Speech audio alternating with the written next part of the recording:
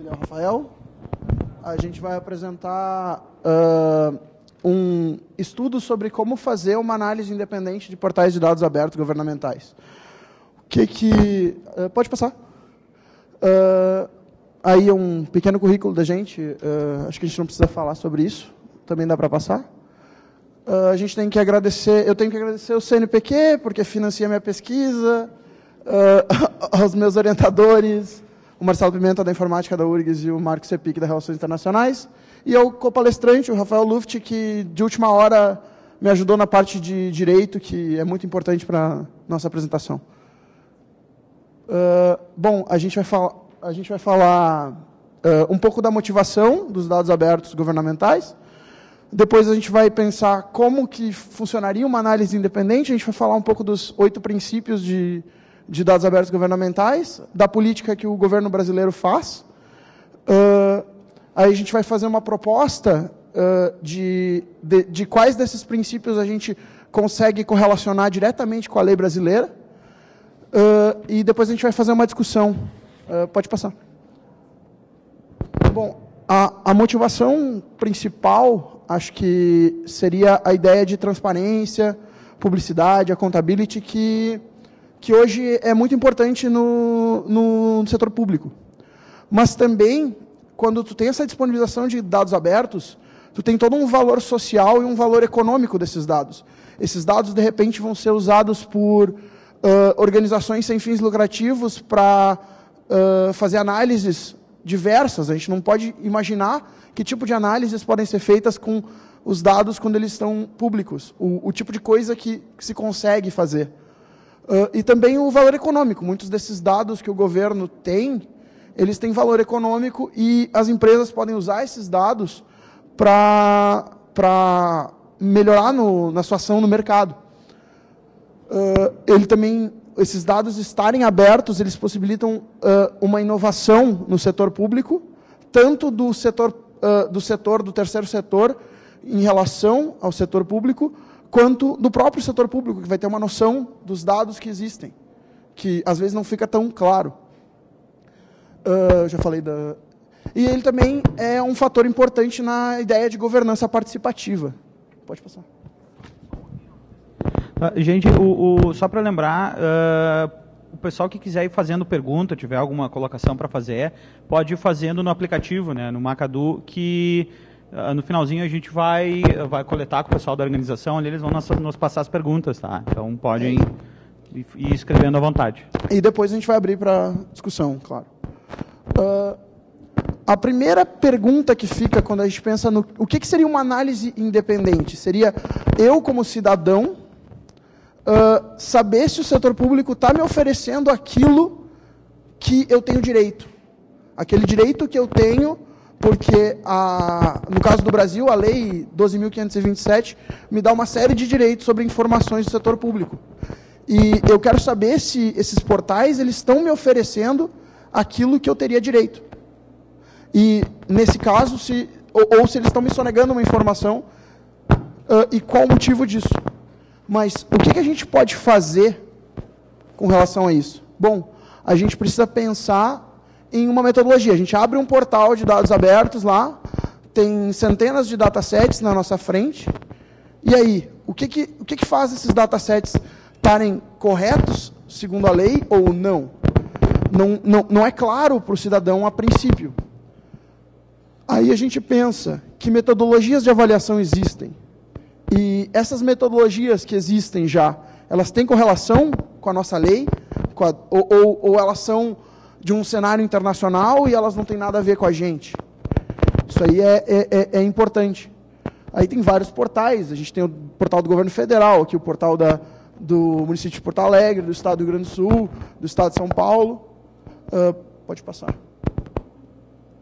Bom, a primeira coisa que a gente precisa colocar em contexto são os 8 princípios de dados abertos governamentais, que eles surgiram de uma iniciativa do Google, da Sunlight Foundation, do Yahoo, da O'Reilly Media e da Public Resource, num grupo de trabalho que aconteceu em 2007. Alguns nomes dali vocês provavelmente conhecem, Lawrence Lessig, o Aaron Swartz, entre muitos outros. E eles participaram desse grupo de trabalho que definiu o que até hoje é considerado na academia um dos patamares principais para se analisar princípios de dados abertos. Originalmente eles eram 8 princípios, a versão anotada tem mais 7. Esses princípios são, na ideia desse grupo, o que é necessário para que o dado seja considerado aberto. Os princípios que vão ser discutidos nessa palestra, eles são ou dos 8 princípios iniciais, ou dos princípios adicionais. E depois a gente vai mostrar isso em relação à lei. Pode passar. Outra contextualização que é importante é o que aconteceu nos últimos anos em relação à política de governo aberto no Brasil. Em 2011, o Brasil assinou a Open Government Partnership com mais 7 países. Também em 2011 foi quando surgiu a Lei 12.527, que é a Lei de Acesso à Informação. Talvez as pessoas já tenham ouvido falar, mas a Lei de Acesso à Informação, ela tem 2 ideias básicas, que é a de dados abertos, que os dados, que ela diz aquilo que o setor público tem a obrigação de expor, e também ela permite o pedido de dados. Se o dado não estiver disponível, eu posso fazer um pedido desse dado. Em 2012 é lançado o Decreto 7724 para a esfera federal e para a esfera federal executivo, que regulamenta a lei para esses órgãos. Tem uma série de outras normativas e etc. que regulamentam.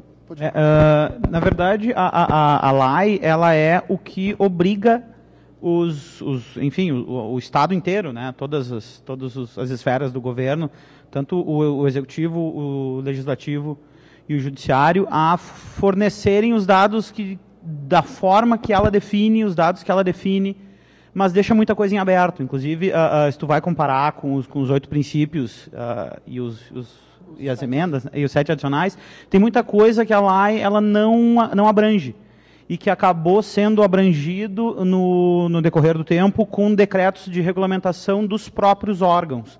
O decreto, o 7724 e o 8777, por exemplo, são do Executivo Federal, que regulamentam um pouco do que vai ser disponibilizado, da maneira com que vai ser disponibilizada, da questão de prioridades.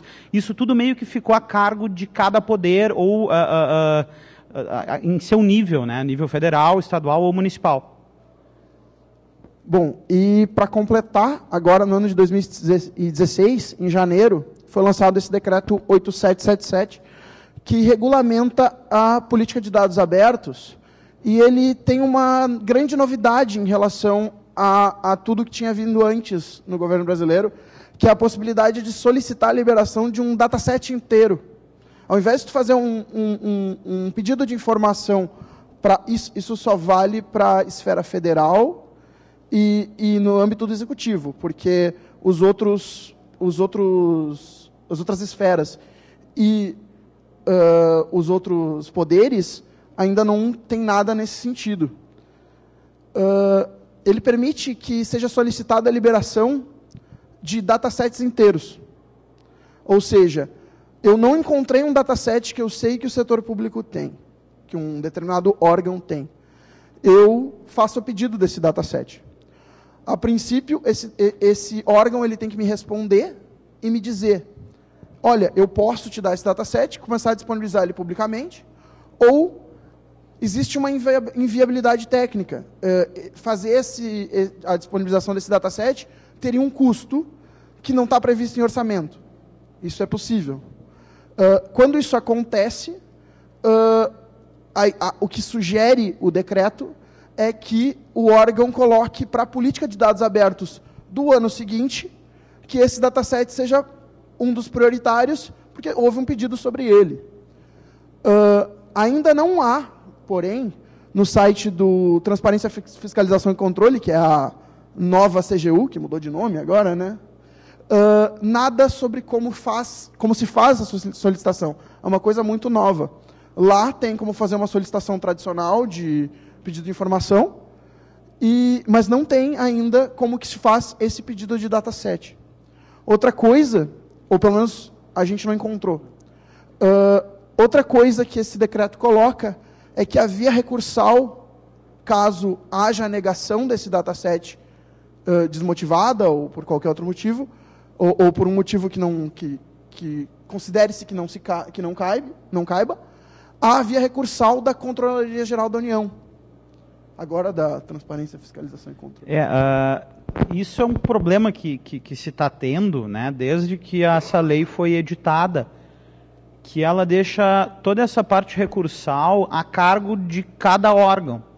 Porque ou o órgão te disponibiliza na hora, te remete por e-mail, ou te diz onde tem a disposição, que o pedido pode ser feito de qualquer forma, né? Ou ele vai te pedir um prazo para te fornecer esses dados, que é de 20 dias, prorrogável por mais 10. Se esses dados não for possível de se disponibilizar por qualquer razão, especialmente uma razão técnica, ou mesmo de sigilo, se for o caso, isso tem que ser motivado. A resposta negativa tem que ser motivada e toda a justificativa tem que ser entregue no lugar dos dados. E, segundo a própria lei, no momento da entrega dessa negativa, tem que ter a indicação de para quem tu pode recorrer para pedir esses dados. Só que não se tem exatamente... diz que é o órgão hierárquico. Na verdade, o que acaba acontecendo, pela informação que eu tenho, se alguém souber alguma coisa que encontrar, me corrija, é que acaba sendo indo supervisor a supervisor até chegar no limite no ministro de Estado referente àquele órgão. Então isso aí é um complicador no caso, né? Pode passar. A metodologia que a gente propõe é a seguinte: a gente vai usar os 8 princípios anotados, que são esses princípios que são considerados já bem aceitos pela academia no mundo todo, e a gente vai colocar isso no contexto da nossa lei de acesso à informação e do último decreto embora ele só valha para algumas esferas, pelo menos enquanto não houver outro tipo de regulamentação em contrário. Bom, vamos começar com... não necessariamente é para ler tudo que está ali. O que a gente colocou ali é mais para ser de repente, o material de consulta, vocês têm os slides, eu acho, já pelo Macadu, ou depois da palestra, mas a ideia é a gente... vocês podem olhar e verem que na lei realmente diz o que a gente está dizendo, mas às vezes é muito longo e seria muito dispendioso a gente ficar falando. Mas o primeiro princípio é o princípio de que os dados, os datasets, a informação, ela tem que ser completa. Como assim completa? Todos os dados públicos são tornados disponíveis. Essa é a base. A não ser nas exceções, que seriam casos de sigilo, quando tem um bom motivo para que não haja essa disponibilização. Pode passar. O segundo princípio é que esses dados eles têm que ser primários. Como assim? Esses dados, eu não posso ter, por exemplo, um censo e eu te dar o resultado compilado. Eu teria que te dar o resultado tabulado, claro, omitindo qualquer tipo de informação pessoal ou de identificação, obviamente, mas esses dados, esses datasets, eles teriam que ser os dados primários, os dados obtidos na origem. Raw data, é o conceito de raw data. Esses dados, e isso é uma coisa que eu vou ser bem sincero, eu não vi em nenhum portal de dado aberto no Brasil que eu tenha estudado até agora. Eu estou há 1 ano e meio fazendo mestrado na área. E é o seguinte, a ideia de que os dados têm que ser oportunos, no inglês timely. Qual é a ideia? Esses dados eles têm que estar disponíveis no momento em que eles são gerados, ou o mais próximo disso. Quando eles puderem ser necessários a alguém, eles já devem estar disponíveis. Ou seja, uma atualização constante. Isso é uma dificuldade técnica muito grande, a gente tem que entender também esse lado. Mas, às vezes, a gente vê nos portais de dados abertos, datasets com 1, 2, 3, 5 anos que não são atualizados. Então, isso aí é uma complicação bem grande para quem, como cidadão, vai lá buscar esse dado. Porque precisa, porque vai fazer desde um trabalho que necessita daquele dado, ou vai empreender e precisa daquele dado para fazer alguma coisa, enfim. Pode passar? Esse dado ele também tem que ser acessível. Ele tem que estar disponível para o maior grupo de usuários, para o maior grupo de propósitos. No caso ali na lei, se tu quiser... Eu ia comentar que isso foi uma das primeiras grandes discrepâncias que a gente encontrou quando foi comparar um princípio na base, como a ideia dele, com o seu equivalente na LAI, que é a questão do acesso. Porque, segundo o quarto princípio, tu poderia tecnicamente acessar esses dados de uma forma completamente anônima. Na nossa lei, em função, provavelmente, da vedação ao anonimato, que é uma grande coisa na nossa Constituição, eles não te permitem isso. Eles te exigem uma identificação. Tu tem que te identificar para poder acessar esses dados. Mas isso tem que ser feito de uma forma que não te impeça. Não pode criar uma exigência que tu não possa cumprir. Eu até estava comentando com o Valdez que eles não podem te exigir nome e CPF. Porque tem muita gente que não tem CPF, tem estrangeiro que não tem CPF, tem empresas que não têm CPF. Então, tu não pode exigir coisas que são possíveis de não existirem para quem está acessando. De repente, eles vão... cada portal, cada órgão faz como achar melhor, porque é só essa base que se tem. Então, esse ainda é um dos maiores problemas dessa lei, que ela não tem os específicos. Então, nesse caso, a gente tem esse pequeno degrauzinho de diferença. E até eu, pessoalmente, eu não sou da área jurídica, eu li isso aqui e me passou reto.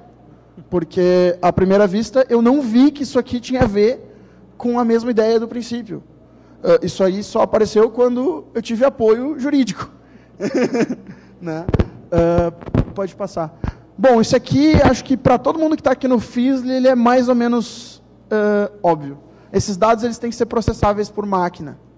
Não adianta nada o setor público, ele tem planilhas, aí ele imprime essas planilhas, aí escaneia e me disponibiliza os JPEGs. Ou algo do tipo. Acontece às vezes. Ou pelo menos o PDF das imagens. Normalmente, às vezes, alguma informação que realmente não é do interesse daquele órgão que se saiba. Às vezes, com as tabelas de salário que são tão discutidas, às vezes elas estão nesses formatos estranhos. Um JPEG gigante, coisas do tipo. Até tem um exemplo bem recente aqui em Porto Alegre, com a função do problema, que começou com as licitações do transporte público aqui na cidade, que as famosas planilhas de custo, de gasto, de tudo que envolve o transporte público e a licitação, elas não estariam disponíveis digitalmente. Quem quisesse tinha que ir lá e pagar para se fazer xerox de tipo centenas ou milhares de folhas de uma tabela gigantesca que tinha. Acabava se tornando um troço proibitivo, porque isso só teria impresso e não estaria disponível digital. É um dos percalços que se pode ter quando não se obriga necessariamente a tu ter isso processável por máquina. Bom, a ideia seguinte é a ideia de que esses dados eles têm que ser não discriminatórios. Os dados eles estão disponíveis para qualquer um, sem necessidade de registro, que é aquilo que a gente estava falando. E ali é a mesma ideia. Não pode conter exigências que inviabilizem a solicitação. Bom, é diferente. Mas o espírito a gente pode dizer que é semelhante e que esse princípio ele existe. Só que quando a gente vai discutir no Brasil, a gente tem que considerar a nossa lei. Se a gente for considerar o princípio geral que todo mundo usa, de repente a gente vai estar fazendo uma solicitação que não tem amparo legal, que não tem um motivo, que a gente está fazendo um pedido que o órgão ele não tem obrigação de responder. Isso a gente tem que tomar cuidado, porque senão a gente pode estar fazendo uma coisa que não vai dar resultado e talvez não como a lei é essa, a gente talvez tenha que usar a lei como benchmark, pelo menos por enquanto. Aí a ideia que aqui no Fórum Software Livre faz mais sentido ainda, esses dados eles têm que estar em formatos não proprietários. Eles não podem estar em formatos que apenas um grupo tenha controle, uma empresa monopolista, no caso, ou um grupo de empresas. Eu, como cidadão, tenho que ter acesso a isso. Por isso a ideia de que dados abertos, eles têm que estar disponíveis em formato não proprietário. Na nossa lei, não necessariamente só no formato não proprietário. Pode ter o proprietário e o não proprietário, mas não pode ter só o proprietário. Isso aí é muito importante. E volta, além de não ser lido por máquina, aqueles scans de planilhas em PDF já entram em duas aqui, né? Além disso, esses dados públicos, eles têm que ser públicos. Eles não podem ter uma licença, o governo não pode se considerar dono daqueles dados. Não pode ter um tipo de copyright ou de patente ou qualquer coisa do tipo sobre esses dados. Esses dados eles têm que ser livres de licença. Não, eles têm que ser de domínio público. Eles têm que ser públicos. E aqui tem por exemplo, um dos casos em que é um decreto, o 8777, agora do começo do ano, que regulamenta e traz essa determinação para os dados do governo federal. Só o Executivo Federal que tem que respeitar essa ideia de livre de licença, porque na lei isso não está especificado. Ele trata dos formatos, ele trata da maneira como ele tem que ser disponibilizado, e sempre, entre outros, num formato de fácil leitura, em tabelas, em coisas assim. Mas a questão dos dados serem livres só se traz, nesse caso, no decreto. Né? É um dos casos em que ficou super aberto, super amplo, e vai de cada órgão regulamentar isso depois. Claro, e vai daquela história do espírito da lei também, né? Que poderia ser uma discussão jurídica que a gente não vai ter aqui. Outra coisa que é meio que corolário das outras, mas é importante dizer, esses dados eles têm que estar disponíveis online, eles têm que estar disponíveis na rede mundial de computadores. Na nossa lei ela diz especificamente internet. É ali, internet, e eles têm que ser de acesso gratuito. A população não tem que pagar por um dado que já é dela, porque ele já é público. Então, bom, se ele for livre de licença, ele já vai ser gratuito, mas essa é a ideia, ele tem que estar disponível online. Outra coisa, aquela história de pedir para pagar o custo do Xerox, no online tu não pode exigir isso porque não faz sentido. Tu não pode cobrar pelo serviço de fornecimento de informação. Todos os órgãos, segundo a lei, eles têm que ter um setor, um SAC, né, específico para tratar da guarda e da disponibilização de informações. Então, eles não podem te cobrar para... você tem que pagar a taxinha tu me manda o comprovante da taxinha e eu te mando por e-mail os dados. Ou esse tipo de coisa não pode fazer, isso está vedado na lei. O que se pode é cobrar o custo, se houver, que é o caso do Xerox, por exemplo. Se cobra pela cópia que vai ser feita do material eventualmente impresso. Mas tu não pode cobrar pelo serviço da pessoa que vai lá no arquivo buscar aquilo para te entregar a caixa. Isso não pode. Por isso que a ideia é sempre que a informação seja disponível de forma digital para ter um custo zero. Bom, outro princípio que está lá na lei, esses dados eles têm que ser confiáveis. E aí entra uma parte que a lei ela não é tão clara, né? Porque o que é autenticidade? O que é um dado ser autêntico? Ele tem que ter uma assinatura digital? Ou estar no sítio do governo ele já é autêntico? E isso é uma coisa que nas regulamentações internacionais elas vão para a ideia de assinatura digital, para garantir que o Estado não vai te tirar aquele dado e depois dizer que não foi ele. Esse é o tipo de coisa que no judiciário já se usa há muito tempo, para se disponibilizar decisões e despachos, e mesmo termos de audiência, qualquer coisa que role num processo que acaba sendo disponibilizado imediatamente, ele vai tudo com assinatura digital e vai para o site do tribunal. Então lá já se pode baixar com número verificador e tudo mais. Só que nessas outras esferas, especialmente no executivo, isso ainda é uma coisa muito aquém do ideal. Mas hoje. tu precisa ser advogado, né, para acessar esses processos ou não? Não, tá a menos que seja segredo de justiça, que envolva menor de idade, ou alguma coisa, disputa de família, alguma coisa assim, entrando no site do tribunal, procurando por jurisprudência, por algum termo específico, tu encontra processos que foram julgados ontem, e tu tem lá tudo assinado, digital, tu pode conferir e confirmar a autenticidade. Bom, outro princípio que a gente vai falar é o de presunção de abertura. Ele também às vezes eles são um pouco... Eles ocupam o mesmo espaço de ideias, mas a ideia da presunção de abertura é o seguinte: os dados, eles são públicos, a não ser que exista um bom motivo. E esse motivo tem que, como motivo diz, ele tem que ser motivado.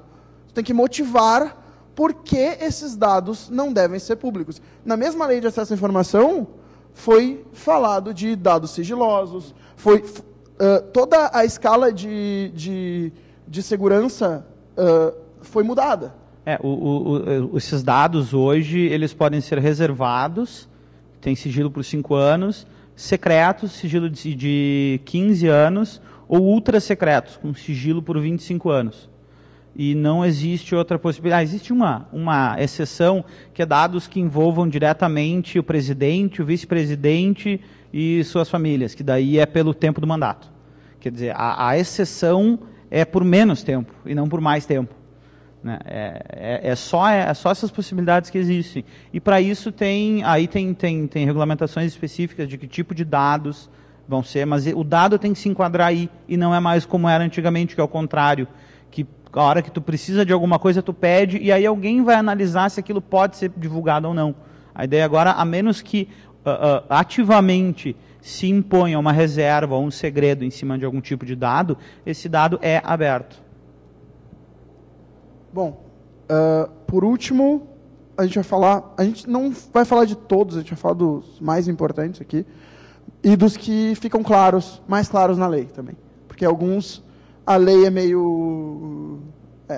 enfim. Bom, eles têm que ser documentados. Ou seja, não adianta me entregar os dados e não me dizer o que significa coluna A, coluna B, coluna C, e eu recebo os dados e eu estou perdido.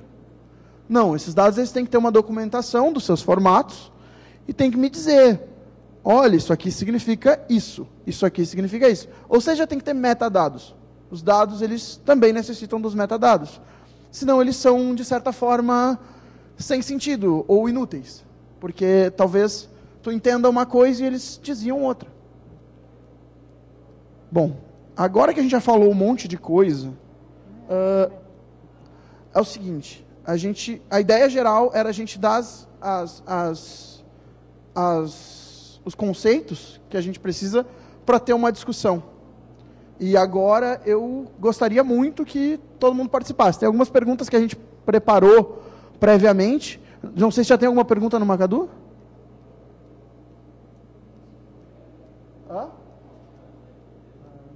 Tu tem como voltar depois? Tá.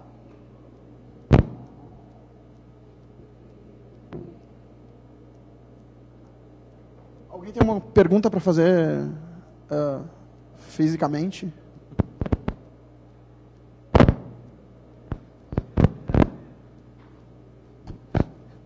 Vocês já desenvolveram algum trabalho de mineração de dados em cima de alguma base de dados pública do governo brasileiro? Eu pessoalmente não. Outras pessoas no meu centro de estudos já fizeram. Em geral, muitos trabalhos param no meio porque os dados são de qualidade duvidosa ou porque faltam dados. E alguns, às vezes, têm sucesso. Né? Eu pulei um pouquinho a parte da introdução e do currículo. Eu trabalho, atualmente eu estou fazendo mestrado no Centro de Estudos de Governo da URGS, que é um grupo de trabalho relacionado a estudos internacionais de governo, que tem realizado trabalhos bem interessantes, alguns até na área de segurança nacional, onde eles conseguem os dados, mas não necessariamente do jeito que seria o o público, né? Tem uma parceria e aí eles fazem um trabalho, mas esses dados vieram não pela via pública, eles vieram pela via de uma parceria com o Ministério, enfim. Existem publicações de resultados. Todos os trabalhos que são relacionados pelo nosso grupo de trabalho, eles são publicados em revistas peer review, né? A gente é um grupo de estudos da universidade. Sim, mas aí seria o melhor verificar direto no nosso site, que é o segov.urgs.br, e lá tem os trabalhos que a gente faz, todos os trabalhos que a gente faz. Que, no caso, eu estou trabalhando, eu sou parte do Segov e parte do programa de pós-graduação em computação na URGS. Qual foi o pior site? Gente, assim, eu não gostaria de falar isso sem fazer a análise metodológica, porque esse é o foco do meu trabalho, né? Toda essa parte é a motivação, porque no meu trabalho de mestrado a ideia vai ser usar isso para fazer uma metodologia para se fazer essas análises. Então fica meio complicado eu pular a conclusões agora. O que eu posso dizer é que eu fiz análises preliminares em vários, e o que eu posso dizer é que nenhum dos que eu olhei, eu não encontrei problemas graves. Agora, eu não vou citar um que é pior, eu até poderia, mas eu prefiro não citar, até porque eu não tenho dados metodológicos, eu acho que seria meio injusto com essa esfera, ou com esse estado, ou com esse município. Mas qualquer um que já tentou, por alguma razão ou por outra, mesmo que seja por mera curiosidade, procurar uma informação qualquer, nem que seja o número de funcionários que tem no Departamento Municipal de Tratamento de Água, tipo, sabe que é uma merda encontrar esse tipo de coisa. Muitas vezes os dados até estão lá, esses que são realmente obrigatórios, mas estão meio escondidos. Tu tem milhares de barreiras, tu não sabe exatamente por onde procurar, te falta um esclarecimento sobre os termos técnicos, porque dentro de cada órgão tu tem lotações específicas, tu tem ramos, tu tem setores, e às vezes tu não sabe exatamente o que tu quer e onde tu quer procurar, então tu tem uma dificuldade muito grande para encontrar Já isso. que me perguntaram dos piores, eu vou ser um pouco mais positivo, eu vou falar dos melhores que eu encontrei. Em geral, os sites de transparência dos tribunais de contas são muito bons. O da Controladoria Geral da União também eles são acima da média, até porque a obrigação desses órgãos é fazer o controle dos outros. Então, eles não podem não seguir as coisas e depois ir cobrar. Então, eles têm essa ideia de que eles têm que seguir no próprio órgão aquilo que eles vão ter que cobrar dos outros, senão isso soa hipócrita, no mínimo. É diferente de outros órgãos até, ministérios de Estado, por exemplo, que muitas vezes não tem cultura nenhuma desse tipo de accountability. Então, nunca se teve essa vontade. Se a gente pegar, por exemplo, o decreto 8777, que é do começo desse ano, ele elenca uma tabelinha de prioridades para disponibilização de dados. Cara, 4 anos depois da edição da lei, ainda tem que se elencar prioridades para que se faça alguma coisa. Então, é quebrar um ciclo que é muito difícil de ser quebrado. É tentar atalhar a burocracia. Acho que a gente não pode colocar todo mundo no mesmo saco, porque muitas vezes, por exemplo, em municípios menores, mas maiores do que o tamanho que a lei exige, que é 10 mil, talvez não tenha nem nos quadros a possibilidade de se ter aquela expertise, ou isso aí é de uma dificuldade muito grande. Mas,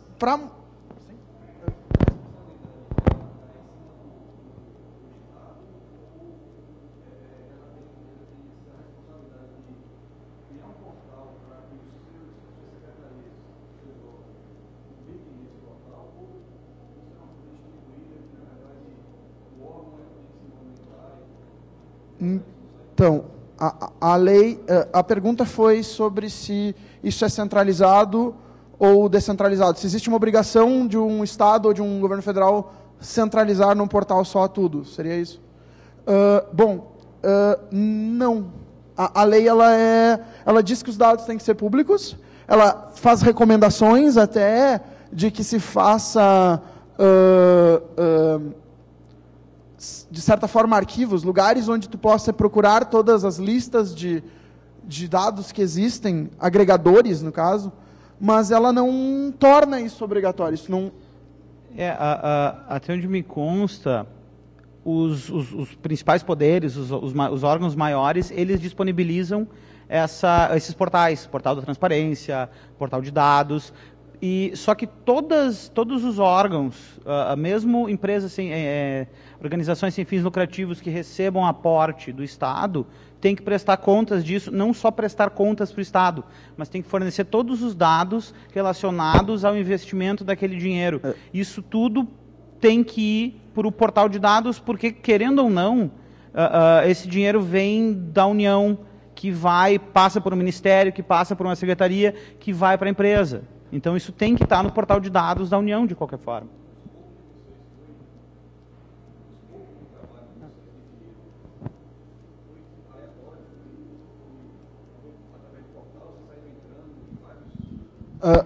O trabalho em si, ele perguntou do escopo do trabalho, para quem está vendo do streaming.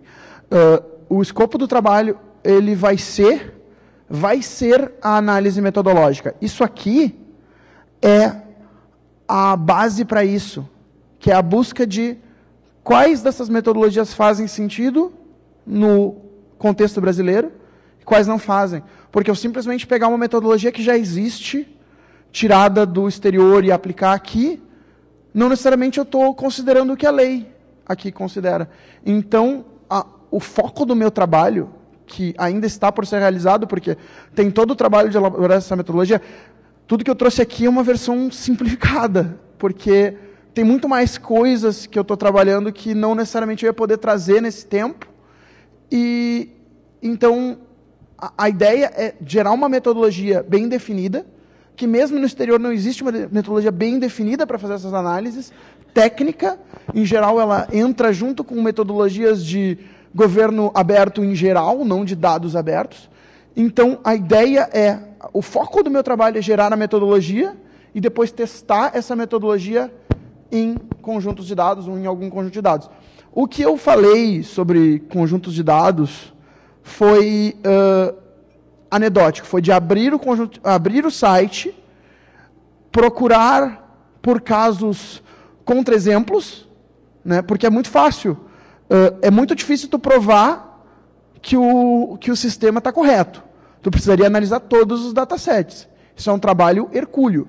Agora, tu achar um errado é fácil. E dizer, olha, não está cumprindo. Então, isso foi completamente anedótico. Não tem análises de quantos por cento cumprem, quantos por cento não cumprem cada princípio. Isso aí vai vir depois no trabalho.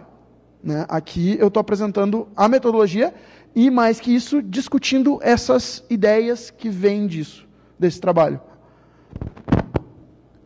Só para fazer um adendo, eu curso economia, né? E, como, assim, utilizando um pouco da tua pergunta, os órgãos municipais e as esferas dos governos estaduais são obrigados a repassar as estruturas orçamentárias para o governo federal, e o governo federal repassa para o Tesouro Nacional, que estrutura dentro do site do Tesouro algumas tabelas. E já utilizando também a pergunta do rapaz que foi embora ali, cara, a dificuldade de se manipular esse tipo de dado é fantástica, porque você tem que ir em menu Dropbox, um menu, vai lá, receita, orçamentária, aí de tal município, do ano que você quer. Aí, abaixo de 2011, se eu não estou enganado, acho que é 2011 ou 2012, os caras disponibilizam o formato em MDB. Cara, você já abriu o MDB no LibreOffice? Você não abre aquela merda. Não abre de jeito nenhum. Aí, acima daquilo, já é outro esquema. Quer dizer, acima de 2012, eu tenho que baixar em XLS. Aí, para analisar XLS, eu tenho que converter em CSV, para depois fazer o que eu quero fazer com o negócio. Para você integrar tudo isso aí dentro de uma suite de análise de Big Data, é um trabalho absurdo. Fora isso, se você tem que ter uma discrepância estatística razoável, Você vai ter que trabalhar com MDB de 2012 para trás, e aí, meu cara, começou a ter problema. Então, assim, só para te dar um panorama da dificuldade que é você pegar e tratar da receita orçamentária, despesa orçamentária do município, se ele teve gasto com saneamento, se ele não teve gasto com saneamento, pô, é uma dificuldade fantástica. Agora, tu imagina se fosse MDB até hoje. Pois é. Isso é um dos poucos que a lei traz, que tu tem que ter pelo menos em formato aberto também, em formato de fácil leitura. Que o XLS não é aberto, mas ele é menos horrível do que o anterior. Mas sim, isso é um problema sério. Esses dados eles deveriam estar disponíveis para um acesso por máquina. Tu deveria escrever um programa, acessar isso, obter os teus dados para o teu sistema e tratar do teu problema e não do problema de ler os dados que o serviço público deveria te dar com facilidade. Mas sim, isso é um problema.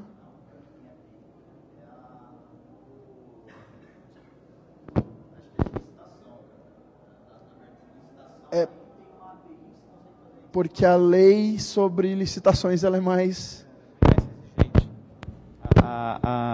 Quando tu está tratando de licitação, o buraco é um pouco mais embaixo. Porque daí tu tem gasto direto de dinheiro do Tesouro para uma empresa. Então, tu tem um controle maior. Então, tu tem que ter... E aí, a transparência já vem sendo exigida de um pouco mais de tempo. E aí já é os contadores exigindo e não nós, sabe? E tu também tem a necessidade de facilidade de acesso para fazer os leilões online. Então, tu precisa de facilidade de disponibilização de dados há muito mais tempo do que isso. O resto é filho muito novo, cara. Como eu disse, tem um decreto do começo desse ano que está dizendo que o Ministério do Planejamento tem que preparar os dados para ser disponibilizados. Cara, 4 anos depois da lei estar em vigor. Tá? Então... Bom, tem uma dessas perguntas que eu coloquei previamente para a discussão, eu acho que é importante levantar, que é uma coisa para deixar aberta. Mesmo se eu quiser fazer essa minha análise de todos os dados, para verificar o quão correto está um site que tem milhões não, mas 1.800, acho que 2.000 e tantos no caso do estado de São Paulo, datasets, como que eu faço isso? Eu vou ficar olhando um por um e fazendo essa análise? Como um pesquisador isso é difícil. E daí a pergunta que eu levanto é, será que crowdsourcing seria uma forma de fazer isso? Será que buscar apoio de pessoas que também querem fiscalizar essa política e que querem reclamar que os seus dados econômicos estão naquele formato horrível, não pudessem trabalhar numa plataforma que possibilitasse a população fazer essa auditoria, de certa forma, desses dados. Tem mais uma pergunta?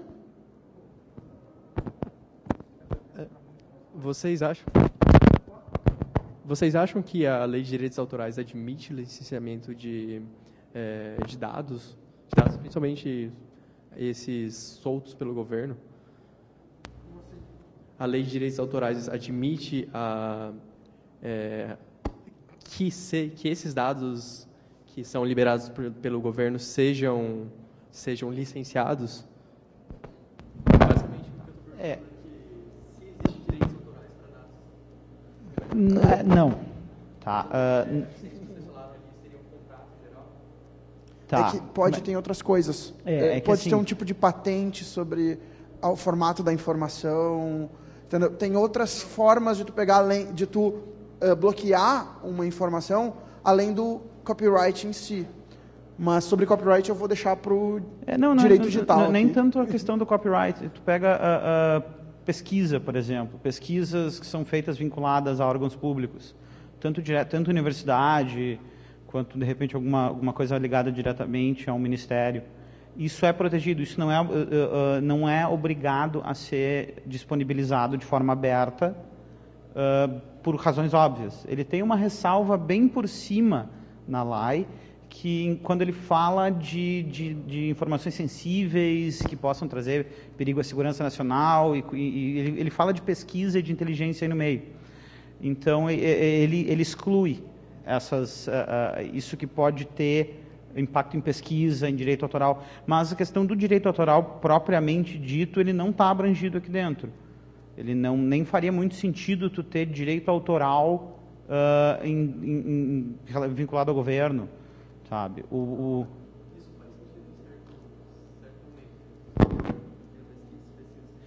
Pois é, mas no caso de pesquisa ele tá excluído. Aqui na lei tem cara, assim, é meio inciso que menciona isso, que já serve de âncora para não se divulgar esse tipo de dado, tá? E que isso eventualmente vai ter que ser regulamentado, se for o caso, no futuro com algum decreto específico, mas ele já deixa essa porta aberta na lei para poder evitar esse tipo de coisa.